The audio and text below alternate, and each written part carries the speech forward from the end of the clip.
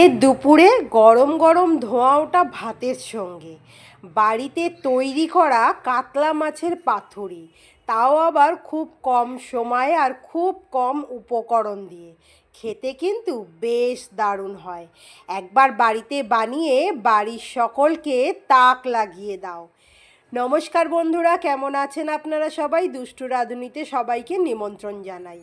প্রথমেই একটা মশলা বানিয়ে নেব। তার জন্য একটা বড় কাঁচা লঙ্কা নিয়েছি, ধনে পাতা নিয়েছি, হাফ চামচ কালো সর্ষে নিয়েছি, হাফ চামচ সাদা সর্ষে নিচ্ছি, আমি হাফ চামচ পোস্তর বদলে কাজু বাদাম বা মগজদানাও দেওয়া যায়।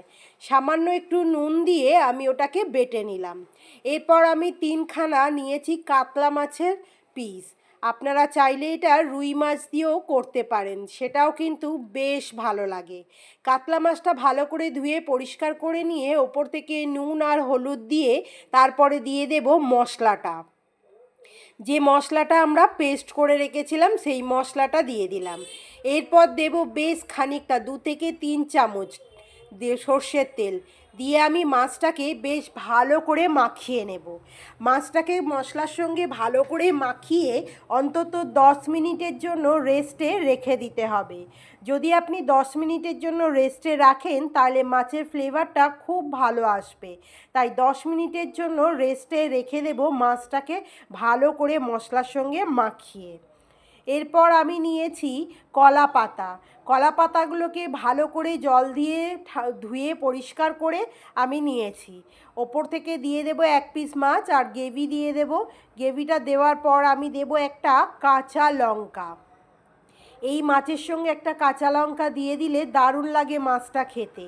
এরপর আমি কলা পাতাটাকে ঠিক এইভাবে ভাঁজ করে নিচ্ছি, লম্বালম্বি দিয়ে আবারও একটা ভাঁজ করে নিচ্ছি। অনেক সময় সুতো দিয়ে বাঁধে অনেকের অসুবিধে হয়, তাই আজকে আমি টুথপিক দিয়ে দেখালাম। এর আগের ভিডিওতে আমি দেখিয়েছিলাম সুতো দিয়ে কিভাবে বাঁধবেন, আর আজকের আমি ভিডিওতে দেখালাম টুথপিক দিয়ে কিভাবে আটকাবেন। একদম সুন্দর করে আটকে নিয়েছি মাছটাকে। এরপর আমি একটা তাওয়া নিয়েছি, তাওয়ার মধ্যে খুব সামান্য একটু সর্ষের তেল দিয়ে গোটা তাওয়াটাকে মাখিয়ে নিচ্ছি।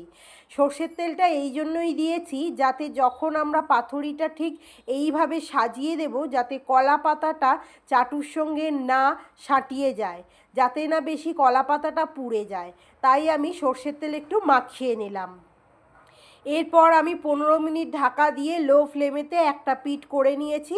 আবারও আমি একটা পিঠ উল্টে নেব, উল্টে ঢাকা দিয়ে আবারও 15 মিনিটের জন্য বেশ ভালোভাবে সেঁকে নেব। তাহলেই রেডি হয়ে যাবে আজ আমাদের কাতলা মাছের পাতুরি। এরপর আমি একটা কলা পাতায় গরম গরম ধোঁয়া ওঠা ভাত নিয়ে নিলাম। এরপর নিয়ে নিচ্ছি পাতুরি। কেমন লাগলো এই রেসিপি জানাতে কিন্তু ভুলবেন না। ভালো লাগলে একটা লাইক আর কমেন্ট করে আমার পাশে থাকবেন। পুরো রেসিপিটা দেখার ছোট্ট একটা অনুরোধ রইল। এতক্ষণ ধরে আমার সঙ্গে থাকার জন্য আমার সকল প্রিয় বন্ধুদেরকে অনেক অনেক অনেক ভালোবাসা। মাছটা আমি পাতের ওপরে দিয়ে তার মধ্যে একটি কাঁচা লঙ্কা আর একটু দিলাম সর্ষের তেল, যাতে খেতে আরও সুন্দর লাগে।